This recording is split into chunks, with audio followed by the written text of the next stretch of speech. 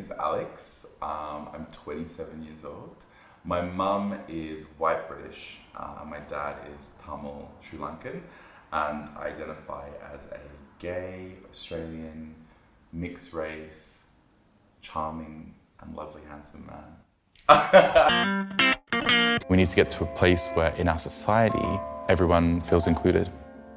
I think what I've realized about LinkedIn is that I can just reach out to someone that I want to speak to, and it's kind of breaking down those organizational barriers, and I think that's kind of exciting.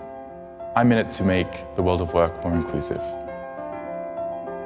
I know that the general theme of the discussion is around Black and BAME prides. But before we talked about the importance of these celebrations, and I think it is important that we do discuss that, I wanted to kind of zoom out slightly, because I think that we can't really talk about the importance of these spaces without talking about the reason that they exist.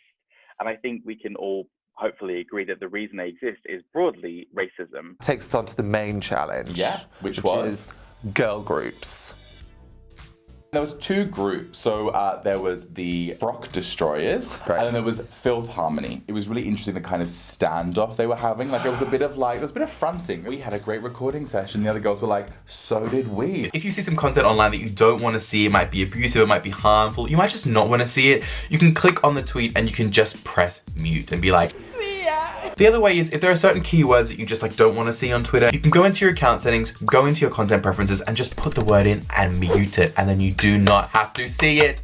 Sorry, Rich. Alex is a writer and campaigner, and I don't know his star sign, but he's certainly full of wisdom when it comes to coming out. If I look back to my youth, if I look back to being, 10 or 11 or 12, there was a part of me subconsciously that knew I was gay because I had crushes on the boys in my class, right? Or I had crushes on my PE teacher, for example. But I didn't consciously know. I wasn't able to actually think I am gay and this is the way that I am. And it took me, from the age of 10, another 11 years to the age of 21, to be able to consciously say to myself, wait a second, I know what gay is and I know what I am, and those two things are the same thing. Really recognize it, really like listen to and think about this history. I mean, Sylvia Rivera, who was a part of the Stonewall riots, who was a trans woman of color, I think she was Latina. She was part of the Stonewall riots, and I think it was like 6 or 7 years later, in the late 70s, she said, the gay liberation movement has become a white, they didn't have the terminology, it's just a white middle class gay male movement.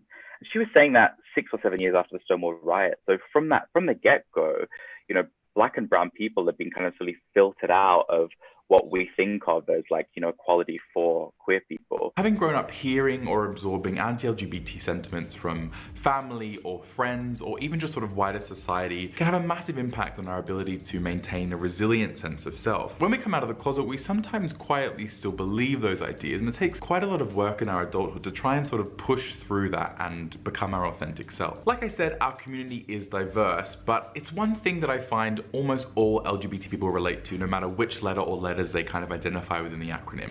Alright everyone, well I hope that was a useful kind of clarification about some LGBT related questions and terminology. You can follow me on LinkedIn at Alexander Leon. I'm doing some really important and interesting LGBT plus inclusion work with LinkedIn over the next year, so feel free to give me a follow, and otherwise have an amazing Pride. Bye!